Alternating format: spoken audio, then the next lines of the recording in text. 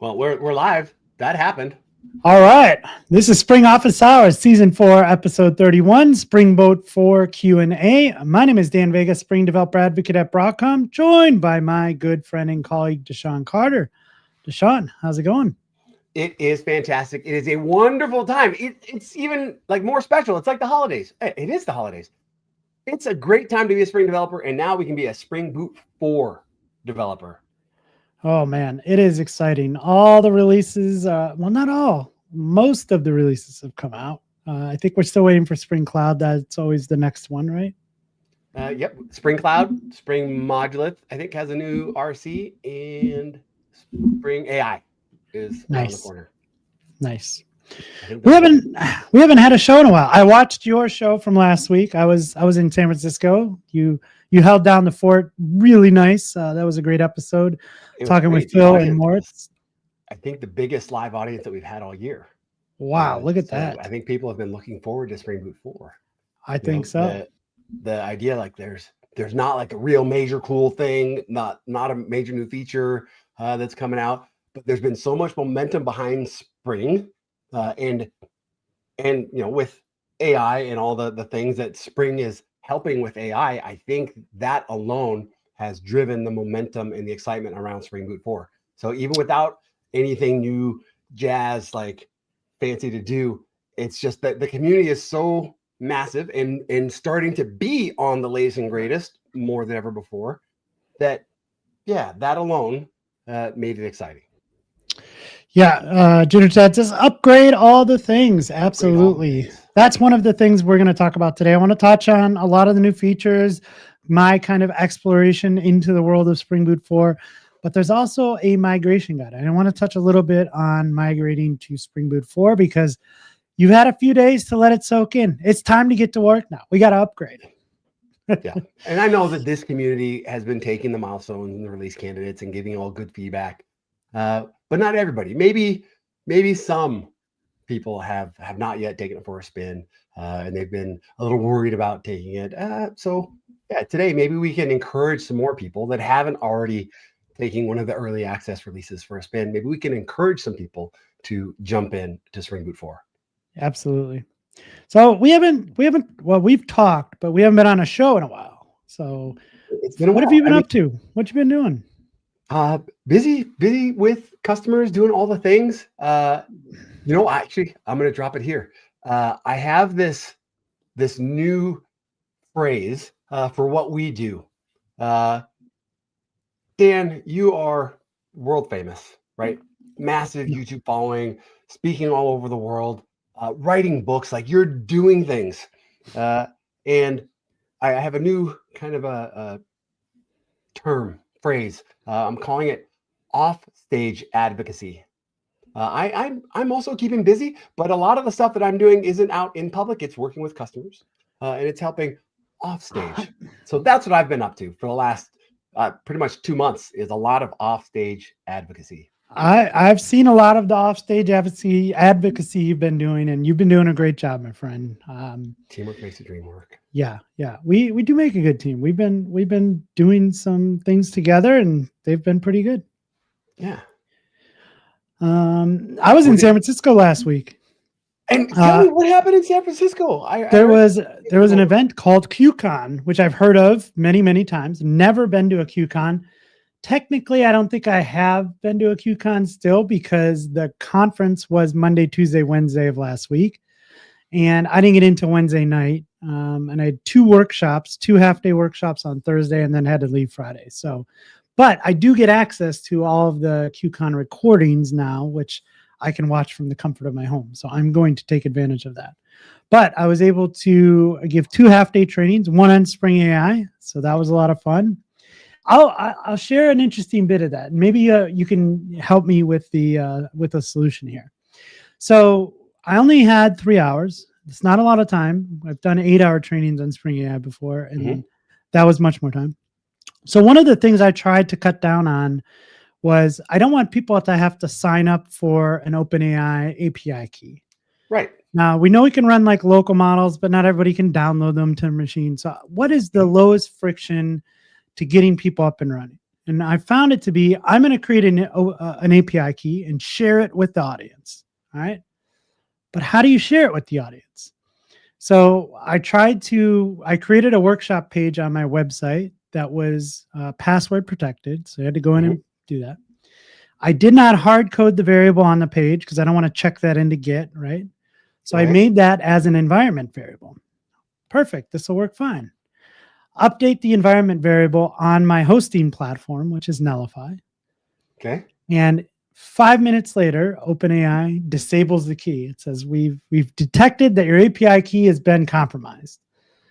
And so I had no way to like put it on screen somewhere where they can go to a URL and just copy this key.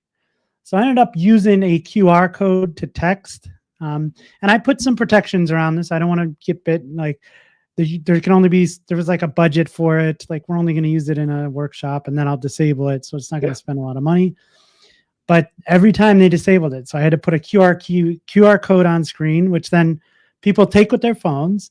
Yep. Now they got to like get it to their computer somehow, whether it's email yourself or put it in like a Apple Notes so you can get it on your computer.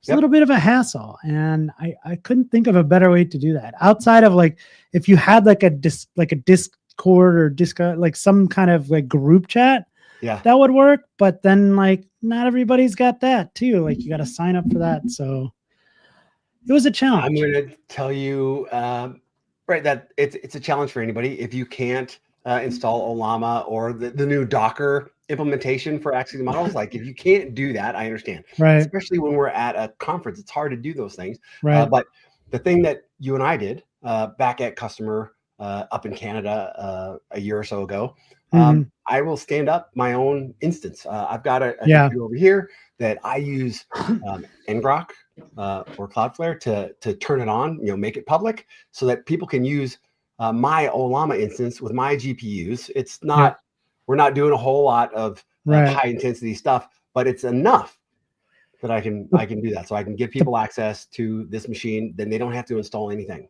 The problem with that is conference Wi-Fi. I was lucky enough to they had a hard line for speakers. So I had conference Wi-Fi. I didn't have like the public conference Wi-Fi. Mine was great, but intermittent throughout, I heard people going, I can't get to this or that. Like there were problems with that too. So so if the bad Wi-Fi, it's going to be a bad Wi-Fi, whether you're running in the cloud or here. We're just trying to reduce the friction on getting started. Right. Requiring I was just surprised that model OpenAI was able to like find it in the, like it's an environment variable. How are they detecting that? Billions of GPUs. Yeah. Yes. Hey, so who knows how they figured it out? I'm going to tell you another story that I just learned today at where my wife works. She's new.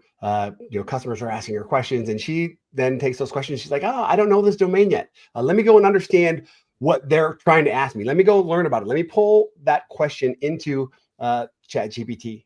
And then let me go ahead and ask ChatGPT to find the product that they're asking about. And not only can it do it, but can go in that website, it'll find the ones that are actually in stock. So like things are wild.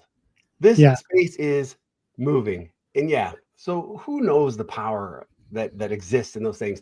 Like, I feel like we're all just still scratching the surface. How they find your environment variable, I don't know. How they're finding, which products are in stock, who knows? But they probably have figured out, here's some good places to look. Right. Unrelated to that, I mean, it's just me and you. We're just hanging out, talking. So did you happen to catch 60 Minutes, like not yesterday, but a couple weeks ago on Anthropic? I did. I didn't watch it. I only saw blips. I saw it on the screen. I didn't have the audio on, but then I've heard a bunch of the conversations since. So I didn't watch it, but I've heard a bunch of the dialogue around it. So one of the things that was really interested in Anthropic, they set up this kind of like fictitious company, and they do it to like run a bunch of tests and security scans and things that are going on. And so they set up this like this machine, this large language model had access to like emails and financials and things like that. And at one point, the person in charge goes to the LM and goes, all right, go ahead and take some notes and do some like things to kind of wrap this project up. We're going to shut you down. And the same way that like a human would have a response to this, the human for what? Wait, what? I'm getting shut down. Like I'm getting fired. Like you might start thinking of like, well, how can I save this? Right. They noticed like spikes in like the the neurons, not, in the representation of neurons. Right. And they saw some spikes in it. And all of a sudden it started to like try to defend itself and go, I don't want to get canceled. I've got to find a way to like keep myself alive. How do I do this? So it would scan like the email system. And if it was you that was shutting me down, it would go, hey, I saw some emails. I see you're having an affair with a coworker. If you shut me down, I'm going to send out an email and put on blast like all the things that you're doing. So don't shut me down. So it started blackmailing the person for shutting him down because it didn't want to go away. And I was just like, holy crap, that's kind of scary. Wild times, wild times. Be careful which model you choose. Be careful the system prompts that you use. Yeah. Right. Like it's not a problem until it is. Yep. And then I did a workshop with our good friend Nate Shuda. We have a book now in hand, The Fundamentals of Software Engineering. We did a talk on the fundamentals of software engineering in the age of AI. So like, while most people are, I believe, screaming from the rooftops that like fundamentals don't matter anymore, I'm taking the exact opposite stand. Like they matter more than ever. More than ever. More than ever. More than ever. Absolutely. And so it was like a lot of like just basics on like reading code and getting yourself familiar with unfamiliar code bases. We did some soft skills. It was a lot of fun. It was a great. We had a sold out workshop, which was a lot of fun. So many great comments and discussions. So it was an awesome conference. I have to get back there to another QCon because I know there are many around the world, and I got to get there for the actual conference because I heard like the opening keynote was amazing, and I got to watch a replay of that. So fantastic. Folks are jumping in. Everybody's saying hi. People are dropping in where they're from, and we're already seeing some people have taken it for a spin. Yeah, and they're trying to upgrade. And yep. And hey. One of the things here is Azure Java. If you're using Azure Java, they're not ready for you to upgrade. I think Alexander is like, hey, Spring AI, right? If you're using Spring AI, you're going to have to wait. We got Spring Boot 3.5.8 also on Thursday. Mm-hmm. But if you're wanting to use Spring AI with Spring Boot 4, you've got to wait till Spring AI 2.0 comes out in February is what it's targeted for. Well, we'll take the snapshot. So yeah, just so we're clear, that's 1.1. So if you want to use Spring Boot 4, that will work with 1.0.3, right? The Spring Boot 4 with 1.0.3. Is that true, or am I wrong on that? I think what we decided on Thursday was that no, it did not work. Oh, I guess you can't really decide that. Yeah, you can't decide that from the starter. If you pick Spring Boot 4, so yeah, you'll have to be on 3.5.8. Sorry. Yeah. But also Spring AI 1.1 release. Lots of really good bits in there. Hot, right? Most of that is around MCP. We've got a lot of simplification, and it's great. It's great. People are jumping in saying hi. We mentioned Spring Modulith, and Simon is like, yeah, don't sleep on Spring Modulith. It's awesome. So yeah, and yeah, there's still some problems. So I think what we want to do today, let's talk about some features, and I want to get, if you guys have questions about any of the features coming out, let's talk about them. We can talk about some of our favorite ones, and then there is an upgrade guide to upgrade to Spring Boot 4 in the Spring Boot 4 release notes. I want to talk through that too, because looking back at the 2.x to 3.0 migration, that was a big one. There were a lot of things you had to like look out for, right? And I don't think this is as big of a migration for this round. So yeah, not a big migration. All right. Oh, this is a good one. Let's start here. The issue with the REST client auto configuration, it is located in a different package in the new versions. So and I heard you and Phil talking about this on Thursday. One of the big changes is the auto configuration. When Boot started out, what? I said that's a great place to start. Yeah, it's a great place to start. When Spring Boot started back in 2014, long time ago, the auto configuration for everything was in a single jar. It was like 185 kilobytes. I know this because you and I were just talking to a customer today about this. But now it's kind of ballooned into this huge auto configuration jar. And the web is a great example of this. Like if I pick Spring Web and I want to build an app on that, before it would bring in, configurations for everything that you might do in a web project, when you may not be doing that all the time. So why ship all of this auto configuration with that? And so now things have been kind of pulled apart. So if you start a web project and you want to use the REST client, you got to bring the REST client in. That brings in the starter that includes the auto configuration, the REST client, etc. If you go to start.spring.io, you can say web, and then you can go ahead and pick like an HTTP client. So the HTTP client is kind of abstracted. So if you pick Webflux, it'll pull down the web client. If you pick the MVC, it'll pull down the REST client. So it's not that it's missing. It's just kind of how we split this up.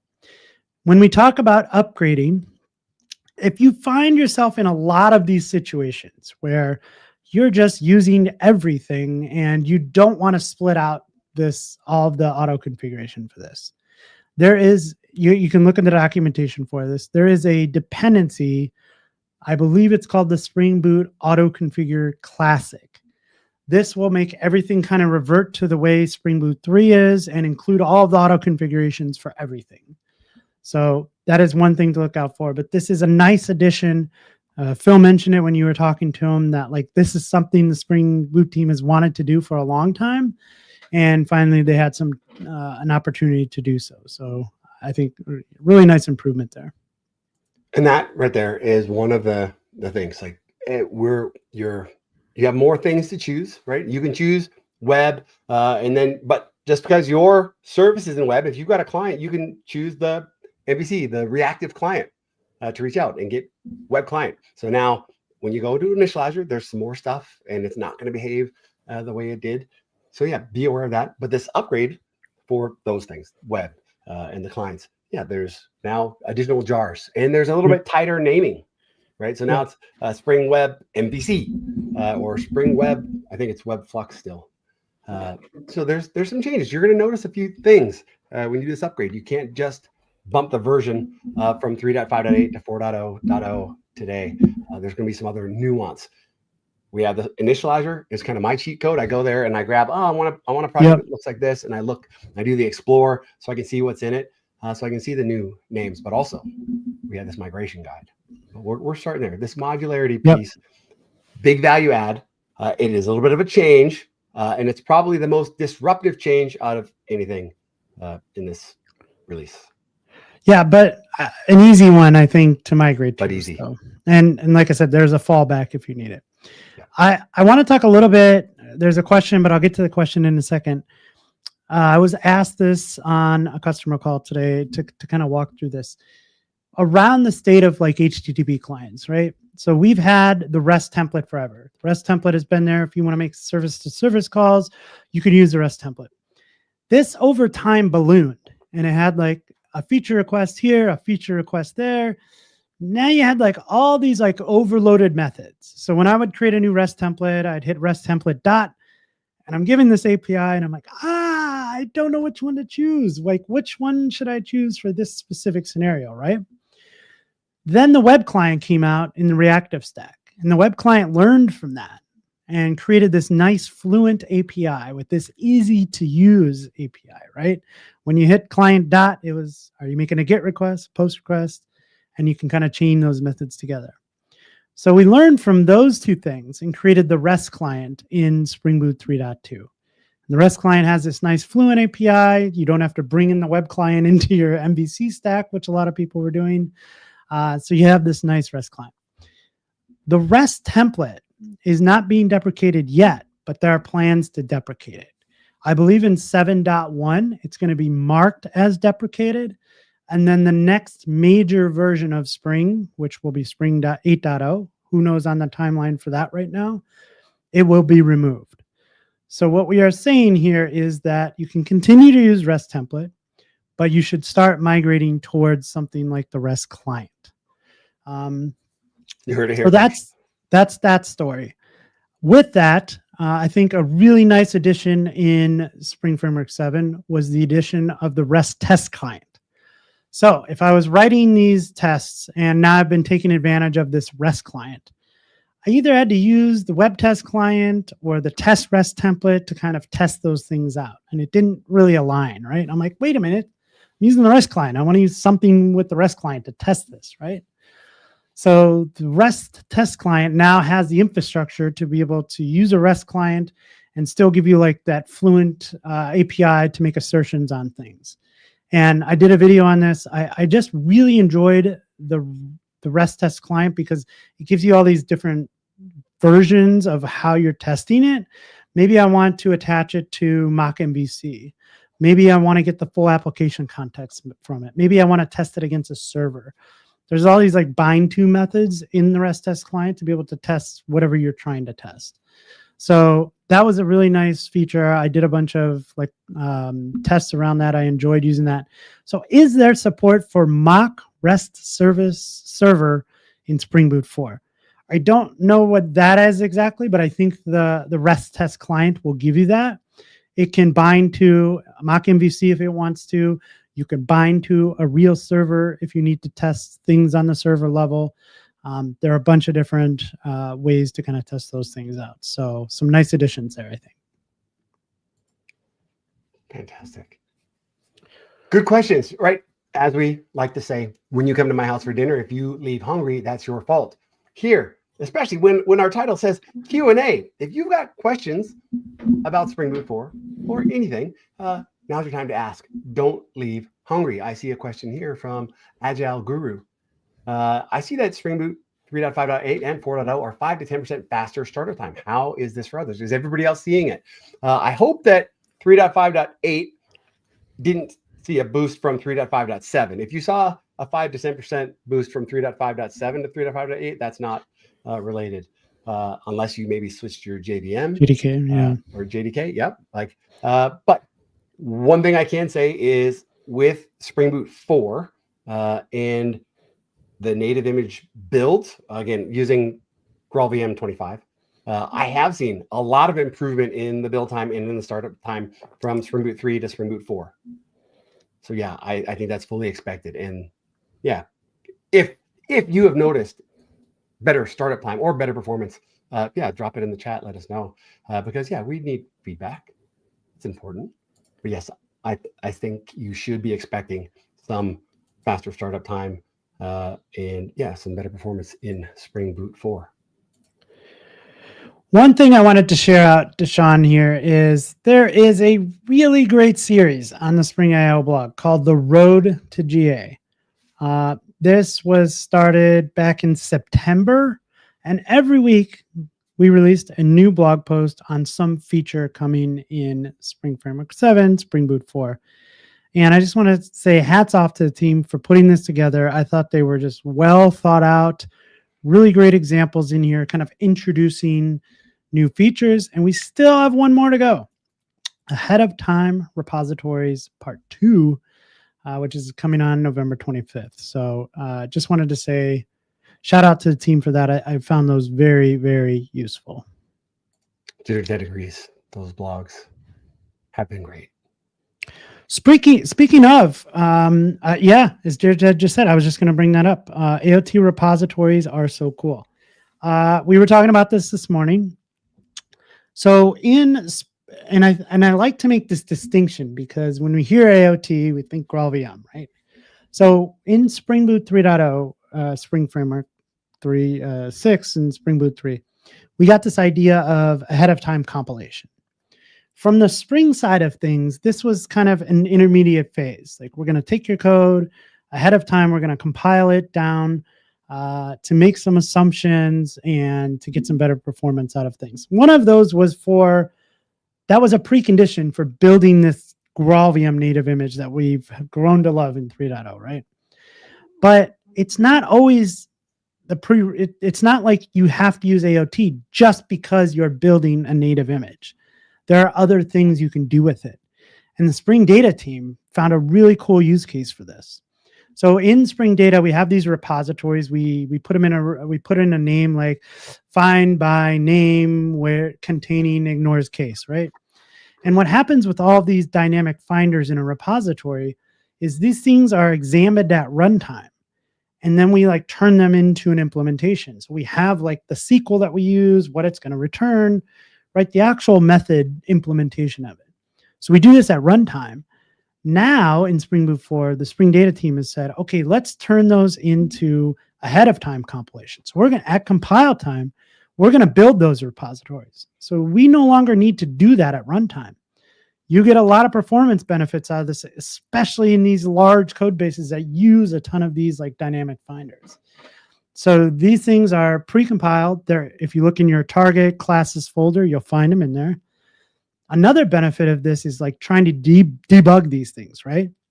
Now in like the latest version of IntelliJ, you could put a debug point like in your actual repository. Generated.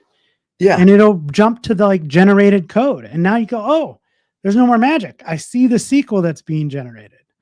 And you get insights into what's going on.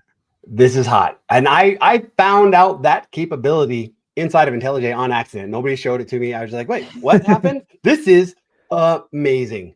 So thank you. Like that's very, very cool. And not that it was ever magic. We could kind of understand what's happening, but now you can actually go into the code that's generated. Yeah. And yeah, you don't have to like, oh, it's probably a bug in that code. No, you go find it. And if it is a bug, it's open source. Go. I mean, it wasn't magic, but if you tried to debug that before, I think you need a PhD in debugging to find out that code. Yeah. Some people are in there. But yeah, this is really, really powerful. Really, really cool. Yeah. Yeah. And yeah, the expense now moved to build time instead of runtime. So performance, all the other things. Yep. So that was a big one. I see we got a question here. Let's try this one. Is there a way to make the REST client to be an async client like web client by flipping some property? Not that I know of. I've never used it that way. So anytime I've done any async work, it's been using the web client. I don't know if you can you set like some type of async return? I don't think so, because I think inherently it's a blocking call. Yeah. I don't believe so. Nope. All right. Here's another one. Dan DaShaun, it would be great if you can make a video of GraalVM builds on Spring Boot 4, how to create it and possibly deploy it to production. DaShaun, I don't think we don't need to make a video now, but I think you can talk through this pretty quickly. There's not a lot to it, right? Yeah, it's already ready already. The nice thing about what Spring has done is we've given you inside of the Spring Boot Maven plugin or the Spring Boot Gradle plugin, you get access. So you can do Maven or Gradle, and you have a command with Maven. It's spring-boot :build-image, and you can generate an OCI image. And if you give it a -p native flag or profile, then you can get a native image. So you can build these easy. You don't have to think about it. Maven Spring Boot build image -p native, and you get a GraalVM generated OCI image that you can take to production. Whether production is Cloud Run or Docker or Cloud Foundry or Kubernetes or a Raspberry Pi running on the edge, you get an OCI compliant image, and it's actually super easy. And you will, if you're using Java 25, you don't have to switch to Java 25. But if you switch to Java 25, then the build pack will use the latest version of GraalVM, and you will see a much faster build process. And in GraalVM 25, they actually switched the way that they do the metadata repositories. And that has also driven some of this performance boost during the build. That's where I'm seeing it. So yes, switch to Spring Boot 4, do the GraalVM images the same way you've done in the past, and you will see a bunch of benefits, not only in build time, but I also think that some of those leak into the performance of the images that you're getting from GraalVM. And I will say, if this is something you've looked at in the past, like right when it came out with Spring Boot 3, right? There's been so much improvement in this area, because a lot of this is like whatever projects you're using have to have like these runtime hits. So we know what's going to be used at runtime, because everything needs to be shipped with that, right? And so this is just, there's been so much improvement in that area. No, when I try to go to create a native image now, I no longer run into all those little edge cases I did before. It just kind of works out of the box. A lot of people have questions about these images. I'm still a fan. I've been a fan since before even Spring Framework 6. You have this capability, and on your laptop, you can be running these native OCI images, these small footprint images that start up really fast. And you can have examples of all of your stuff, scaled to 0 on your laptop. And that's powerful. So for the developer experience, for people that like to do end-to-end tests, that's a powerful change, because you could not do that 5-6 years ago. You couldn't run your 100 microservices all on your laptop. And today you can. It might take a little while, but not that long. And they can stand up and they can shut down, and you can do end-to-end tests for these massive systems. That's fantastic. But there's also this target, production environment or whatever it is.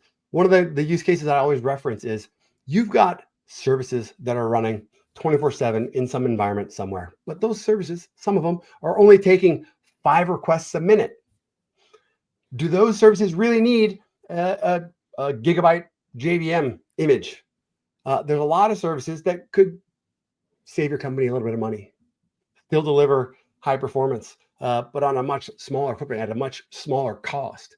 That's GraalVM it's very similar. It's still, we're just kind of scratching the surface.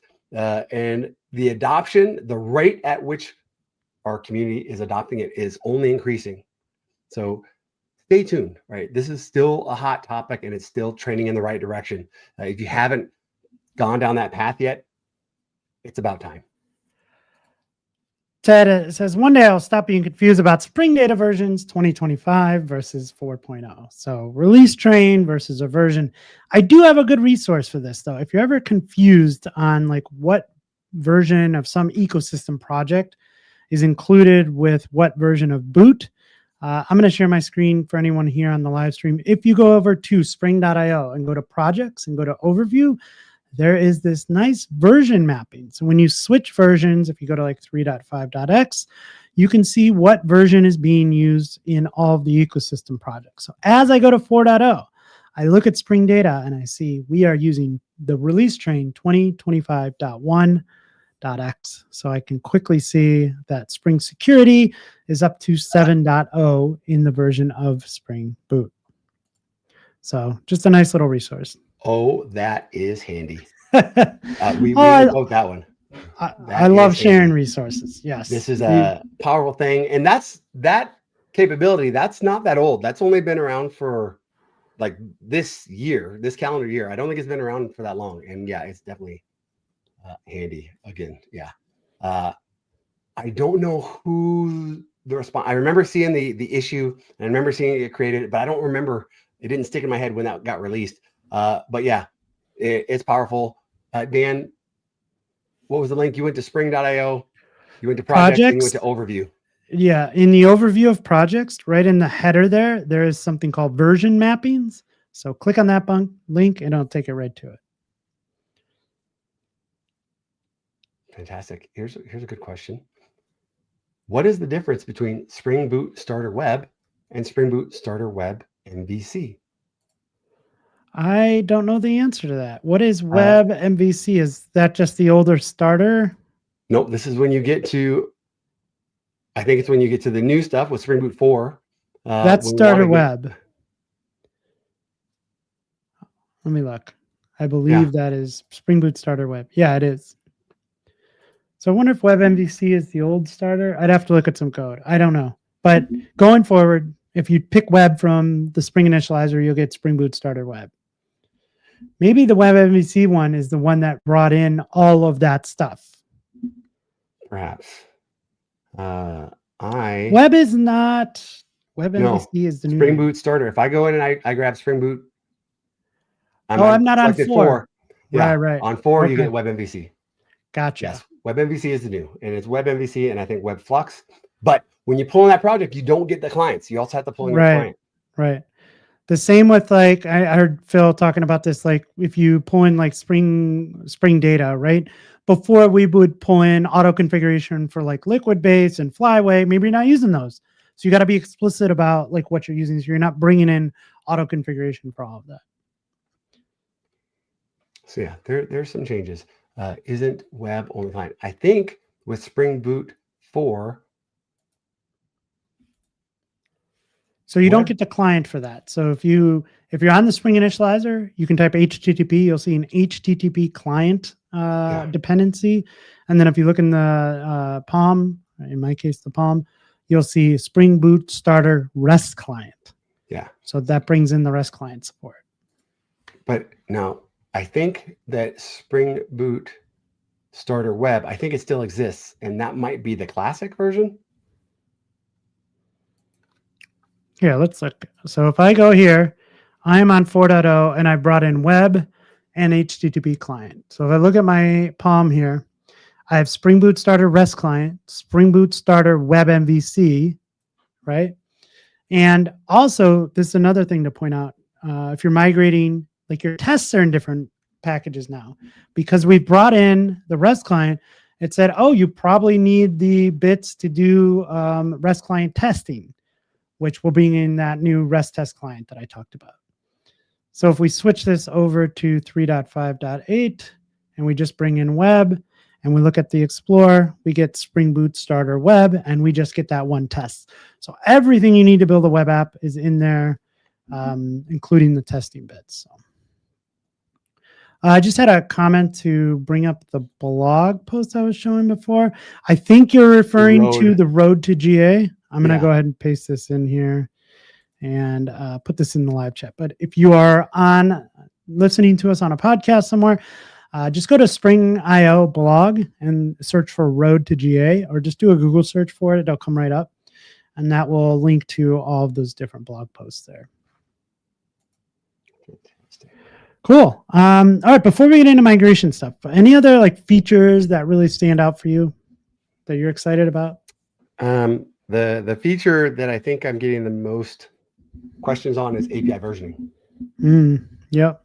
Right. Is this idea. I like the way you said it earlier today, is like everybody's kind of been left up to their own implementation. And we have organizations that even in the same enterprise, there's 5 different ways of delivering API versioning. And yes, I didn't realize it was controversial. But yeah, some people say like, hey, why would we do this? It can be useful. Thank you for agreeing with me. It can be useful. And what the Spring team has done is deliver this approach. We have an opinion and a way, structure for you to deliver API versioning. And this helps when you're doing migrations. Like, hey, maybe not everybody can upgrade to use Spring Boot 4. So how do you do that? How do you still move forward and allow access to APIs written against Spring Boot 3 versus APIs written against Spring Boot 4? There's challenges, right? You can't wait for everybody to upgrade. So one of the benefits, one of the approaches is you do API versioning. Yeah, another useful bit in that is that you can basically say, so let's say we're moving from 1.1 to 2.0. Clients that are accessing the 1.1 version can get a deprecation notice and say, hey, I see you're calling this, but there's a new version here. It's 2.0. This one's going to go away on January 1st of 2026, right? So I found that useful. Right. That's something that we had hard ways. So even if you are delivering API versioning, how did you push? How did you have your clients, your consumers, how did you let them know that, hey, there's a new version coming, this one's going to be deprecated? How do you do that? Well, the framework gives you that ability. Probably something that, yeah, maybe you've run into it, maybe you haven't, maybe you handled you handled it a different way yourself. But this is great. We've got a lot of input on this. Take it for a spin. Yeah, there's a question here. Does Spring Security Request Matcher introduce an API to include the API version if you're not using path-based version? So I don't know from a Spring security standpoint. I'll have to look into that. But I know the clients have this idea. So if you're using like a REST client or a web client, there's a way to include the version there. So I'm calling from this app to this app and I want to include a version. You can do it in the client itself. I'd have to imagine there's a way to like figure that out in Spring Security, but I don't know. I haven't taken a look at that. All right. Keep the questions coming. I just want to make sure we get to this. So I want to bring up something here. So if you look in the Spring Boot 4 release notes, the first thing that you'll see is upgrading from Spring Boot 3.5. There is a dedicated migration guide, which I'm looking at here. So it says to upgrade to latest version, here are some things you want to take into account. You want to review some dependencies, some system requirements, as DaShaun said, still baseline on JDK 17, but we do recommend moving to JDK 25. Highly recommend. There are a lot of reasons to do this, but man, just moving from 17 to 25, even if you weren't taking advantage of features, just from a performance and security standpoint, you mentioned it earlier, garbage collection, there's so much you can get out of that. So definitely, if you can, make the move to that. And also the story around Project Loom and virtual threads. If you're on 17, you can't take advantage of virtual threads. You need to be on 21 for that. There was a fix for pinning, thread pinning during synchronization in 24. Scope values just came out in JDK 25. And I just found out, DaShaun, last week, I saw a tweet. We have been talking about this for a long time. Structured concurrency is coming in JDK 26. I learned it from you. So that's exciting. It's on the board. So that kind of rounds out like the Project Loom. So yeah, the closer we can get to that, the better.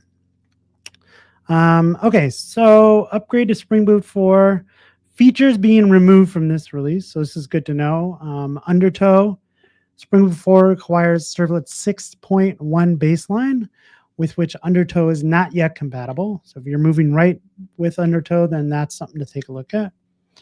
Pulsar reactive, embedded, executable, Uberjar launch scripts, Hazelcast, MongoDB, not all of, but these are things you'll want to take a look at.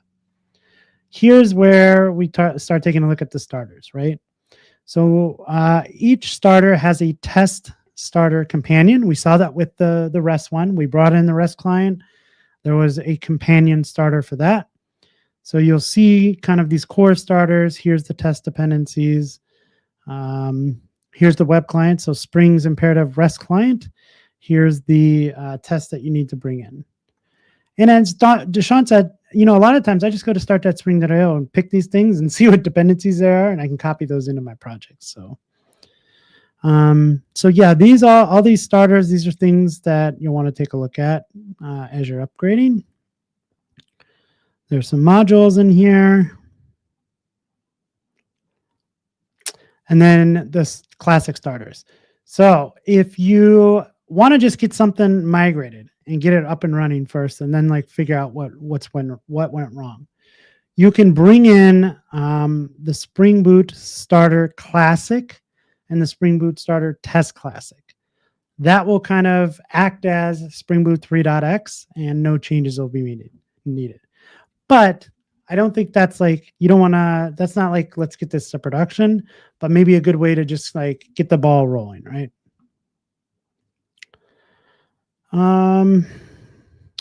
So upgrading core features. So we talked about, we didn't really go into nullability, right? So one of the big changes in Spring Framework 7 is the addition of JSpecify. This gives us some annotations around nullability. We've talked about this a lot, DaShaun, that like, null is not the enemy. Sometimes we want to represent the idea of absence, right? But it's that it's implicit in Java. Like just looking at a method, I without diving into the details, I'm not sure if this can return a null or not. So we're kind of flipping that switch, right? We're being explicit about this. Is everything non-null? Can this method return something that's nullable? Is a parameter to a constructor nullable, right? Like we don't know these things unless we look at the code. This is helping us. We're moving away from the JSR 305 annotations that were in Spring. And the reason for this is there's just so many different implementations in the Java world, right? Like Spring had its own based on 305. There's like IntelliJ had some, other companies had some. And so we're just trying to like unify on JSpecify, which is not a Spring thing. This has been put together by a great group of companies and individuals that have worked on this.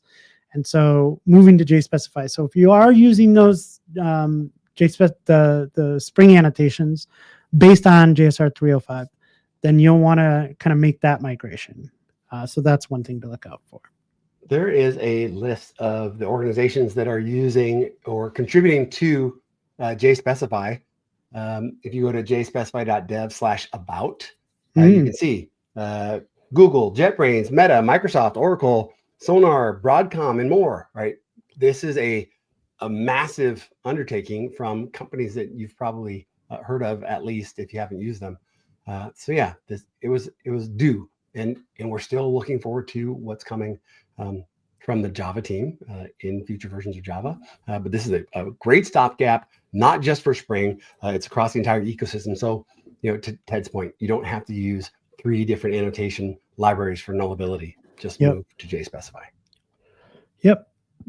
All right. And yeah, as he pointed out, IntelliJ has great support for it. But this is really exciting for me on a couple of fronts. One, we just get to use these annotations, whether we're in a Spring project or a Java project. These can be used everywhere, right? 2, and I've said this a lot now, but I'm going to keep saying it. Sebastian Deleuze, who's worked on a lot of this stuff, told me something the one day, and it's really kind of stuck with me. So the reason we write tests is not to conform to some metric in our organization, right? I got to be on 85% test coverage. The reason we write tests is to have more confidence in the code that we're shipping. And so that's really what it does. I know as somebody who's not as familiar with this code base that's working on this feature, that if I have my tests in place and I run my integration tests against everything else, I'm not going to get a call in a couple hours of somebody yelling at me about this new feature I introduced, right?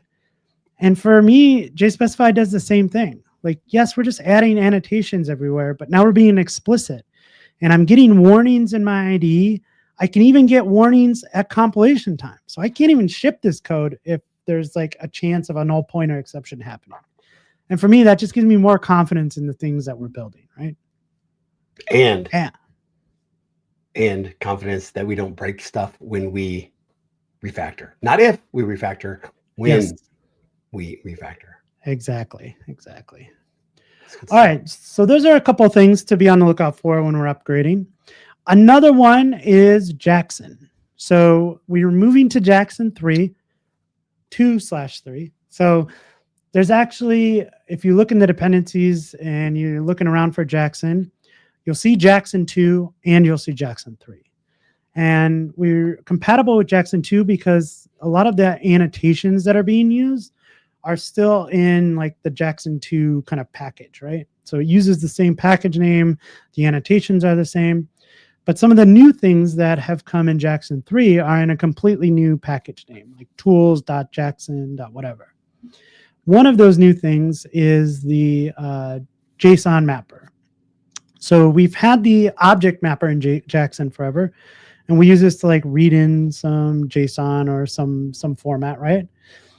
There's a new JSON mapper, which is immutable. So no longer, problem with mutable classes, right? Once you create an instance, you can change things, and that can cause some issues. The JSON mapper is immutable. And so if we want to use that, great. But that's why you'll see kind of a mix of Jackson 2 and 3.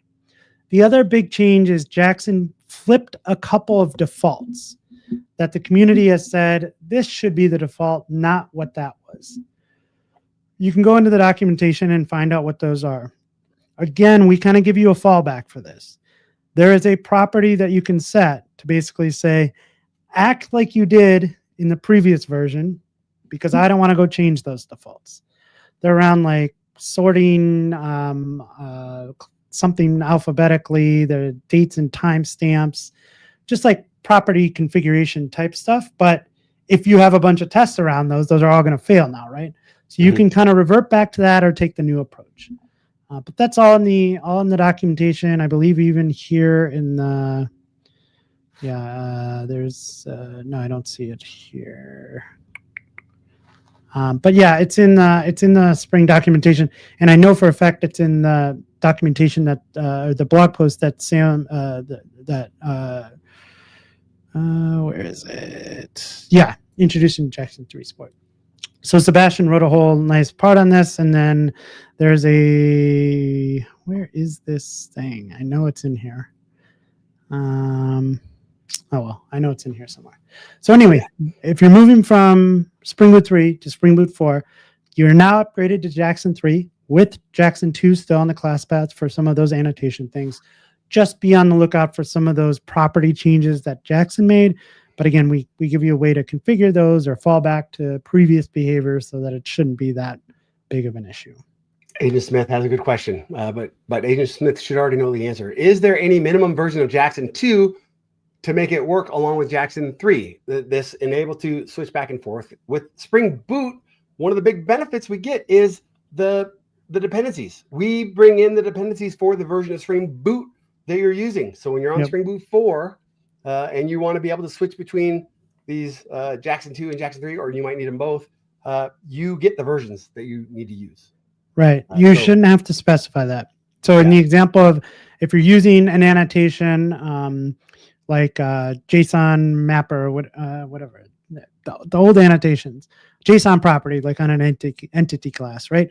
That's coming from the version of Jackson 2 that Spring Boot 4 ships with. You don't have to make that decision. And I want to just say, like, there are times where you do have to pick your own version for some third-party dependency. But the things that you're getting with Spring Boot, if you are ever wanting to switch between those versions, you better have a really, really good reason. Because as soon as you jump out of the Spring Boot train, or not train, but the dependency tree, as soon as you jump out of that, you're kind of on your own. And you got to go and bring it back in when the Spring Boot version matches. A lot of people jump out for CVEs. But if we're moving forward with the critical CVEs, if you're moving forward to Spring Boot, those are going to be patched. So there's time to jump out of line, depending on your workload. But just make sure that when you do that, you jump back in. And anytime that you find yourself wanting to change a version on a Spring Boot project for something that's already under the Spring Boot umbrella, just pause and ask yourself if you really want to do that. Ask yourself, maybe there's already another version of Spring Boot that I should just upgrade my Spring Boot version instead to get the right version. That's all. I feel like Clint Eastwood is staring at me going, "You feel lucky, punk." That is so good. That one's going to burn in. Do you feel lucky? That's going to burn in now. Because I've been there. And every time I've asked myself, do I really need to do this? And we just made it so much easier, right? The access, the spring.calendar.io, you can see exactly what's going on, or calendar.spring.io, sorry. You can see what's happening. You can see when new releases are coming. Just pause before you jump out of the umbrella. The same way that when you write new keyword in a Spring application, some alarm bells should be going off in your head. Like, do I really need to do this? Yeah. All right. I'm not going through every line in this, but the migration guide is out there. We will include it in the show notes. Another thing that kind of jumps out at me here is I saw this when I was writing a couple of tests using that test REST client. So using Spring Boot test annotation will no longer provide any mock MVC support. If you want to use mock MVC, you just need that @autoconfigure mock MVC annotation, and that will stand up a mock server for you. So that's good to know. I think I saw that in one of your videos already, right? I believe so. That? Yeah. Using web client or test REST template and add Spring Boot test. So the Spring Boot test annotation will no longer provide any web client or test REST template beans. If you need one, you got to auto configure a web test client. If you have a test REST template, you got to auto configure REST template. And I believe this is because of like all of the modularization, right? Like we've pulled these things out. Spring Boot test is kind of universal. We don't want to just pull these things in because we don't know if they're there yet. Just by seeing, I think Phil kind of talked about this on the release party. It was like, we can make assumptions now. Like we couldn't before. Like if you had the web starter on or web MVC starter on the class path, like you just had everything. Like now we are looking at this and we don't know that you have this. So you got to kind of tell us that you need this. And then if you're using the new REST test client, you can configure this as well. So And that's all I got in this guide. I think what I wanted to get across today is that it just seems like an easier migration path. And Phil mentioned it too. Phil goes, man, if I'm like sitting on the outside, it doesn't seem like a ton of like really like, oh my gosh, I got to use all these features. I will tell you, I had the same thought. But as I got in and started like building stuff, I have a very different thought now. Like I'm really excited about all these features. So to get them in, and I'm just for everybody, full transparency. A lot of the stuff that I've adopted from Spring Boot 4, it's been from watching Dan's videos.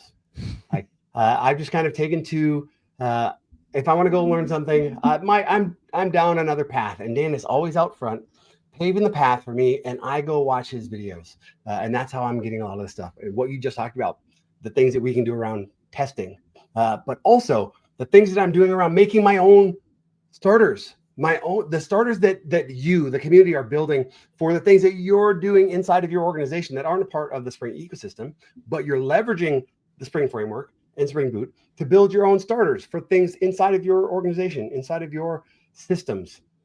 And now that has become a lot easier. So with this change to the auto configuration modularity, that is a massive change to how you get to deliver starters, how you auto configure your Spring Boot starters. Like that's a huge benefit. So yeah, there's a lot of things, even though it's like not glitz and glamour, you can do all these new powerful things. If you're building your enterprise on top of Spring, yeah, you're in for a treat. Not just one, several treats. And I will say this, like, because I've been a part of many enterprises over the years, and I know it's not easy to go off and convince your boss that we need to upgrade to Spring Boot 4 just so I can play with all the new toys. It's how you phrase this in an upgrade migration story. So if you just say, hey, boss, we need some nullability in our application, probably going to get a no. But if you could somehow phrase it as, remember that one huge outage we had on that Saturday afternoon that we all had to get on a phone for and figure out? That was a null pointer exception. We could save ourselves all the hassle and money that goes into fixing those types of issues and give our whole team a whole lot more confidence by adopting JSpecify in the new version of Spring Boot 4, right? Unfortunately, this is the way you got to start thinking about these things when you're phrasing like upgrading software, because there's so many things out there to upgrade. Like you got to be very specific on why you want to upgrade to a version. So we should really like put together something like that, DaShaun. Like here's your manager's guide to upgrading. Like here's my pitch. How to speak to your leadership. Yeah. For this, right? Right. Here's a good question. I like this. I wonder why Spring 7 promotes micrometer for exposing OpenTelemetry instead of IOTA OpenTelemetry agent. I'm a bit puzzled what to pick. Buildpack has nice support for OpenTelemetry Java agent standards. That's a good question. But I think the answer that is still true is OpenTelemetry is still not stable. This is why the OpenTelemetry standard, at least the last time I looked, it's still not stable. It's still changing. So we understand, we've been listening, and we hear that OpenTelemetry is kind of the way forward, but the specification is still changing, and that's why we're recommending stick with micrometer. And I think there's also a path from micrometer to OpenTelemetry. So if that is a recommendation, maybe that's why. I will say, on the road to GA, there's a really good article from Moritz, who was on the show last week, and he goes into this. So before, if you wanted to get a lot of this, you had to bring in the Spring Boot actuator. You get all the actuator endpoints, you get all the OTel stuff underneath the hood. Now you don't need to. If for whatever reason you don't need the actuator endpoints for anything, and you just want to bring in OpenTelemetry, you can. There's a new Spring Boot starter, OpenTelemetry. He even goes into this, like, why should you use this with Spring Boot? Hey, there's a OpenTelemetry Java agent. You can get started with that. You can use a third-party Spring Boot starter, or you can use the one that we've just kind of built from the Spring team. So really, really great article on this. Something to take a look at. I want to address that thing in the room about the actuators. I'm opinionated. Actuators are safe. You've got to secure them Like, don't allow people to do unauthenticated people to do heap dumps from your microservice that has an actuator on it. But the actuators are safe and they're powerful. And that's one of the things that makes Spring Boot production ready. Don't be afraid to use the actuator. Just do it right. It's powerful. There's tons of benefit that you can get from having that actuator available. And one of them, like we have this Spring Boot governance starter, this ability to say, hey, I'm checking all of these boxes. If you've ever had to do a compliance audit for anything, for a FIPS, a NIST, a PCI, or anything, and you've ever had to fill out that spreadsheet, the Spring Boot governance starter is the way, and it gives you this real-time, actionable attestations on all of the things that you say, hey, yes, this is how we're compliant, and here it is. It's showing on an actuator endpoint. You can hide the actuator endpoint. You can put all those management ports or all the management things, the actuator endpoint, you can put it on a different port. It doesn't have to be public to the world. So please don't be afraid of the Spring Boot actuator. I recommend that you put it into every Spring Boot project that you have, because there's way more value, but just be careful with it. Here, don't expose it to the world. I got a question here. Why gRPC not supported with Spring Boot 4.0.0? Oh, man. They tried. Yep, they tried. That's all I can say. They tried. The Spring gRPC project is currently on version 0.12.0. It's going to hit 1 soon. I don't know what soon means. So I'm saying soon. I have some ideas in my head, but I can't share them. But it should be soon-ish. And once it does, as soon as that happens, then the next maybe minor version of Spring Boot will pick that up. So this is, I'm not mistaken now, right, DaShaun? We don't have to wait for Spring Boot 5 for this. Like in Correct. A minor version, once gRPC hits 1.0, then it'll be a supported. Yes. That's the right answer. I see this little thread with Simon and Jitter Ted about migrating, auto migration. Is this for the IntelliJ annotations or the modules? I'm a big fan of open rewrite, and I've been doing so much more. Simon's aware. Like, this is a powerful way. You want to do these things at scale. But yeah, I don't know if there's like public recipes for that yet. But here's the cool thing. There is. You can go in and you can write your own recipes. Don't be afraid of open rewrite. It's awesome. Oh, not null to non-null. That's the question about, hey, can we convert not null to non-null? If there's not, I think that's one that we could write really easily. I'd have to look at that because I haven't myself migrated a large code base from 305 to JSpecify. I've heard Sebastian talk about this though.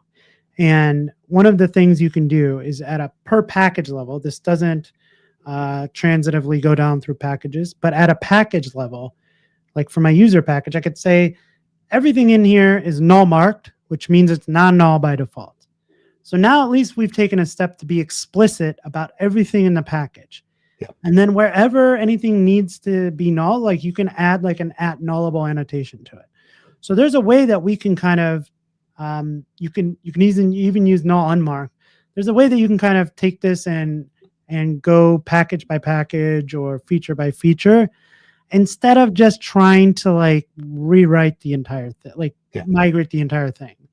Snowtoad had a good answer. He's like, hey, that sounds like a change type recipe. I don't know who specifically Snowtoad is, but I know that he's comfortable using open rewrite, and it's that easy. Yes, there are definitely change type recipes in JitterTed. Like, I want to say that go grab your Copilot, go grab your Claude. You can get help. You don't have to understand the open rewrite framework in order to write your own recipes. Go out. They've all been trained on open rewrite. It is the standard. It is the thing. Go use it to write those recipes that are on your list. And then what I'm going to say on top of that is you can even write your own Spring shell to pull in your recipes. Give yourself a nice way to access all those recipes, to say, hey, my Spring shell, run this recipe. Do it. JitterTed, you've contributed to my Initializer++. You know exactly what I'm talking about. I highly recommend it. Let's go down that path.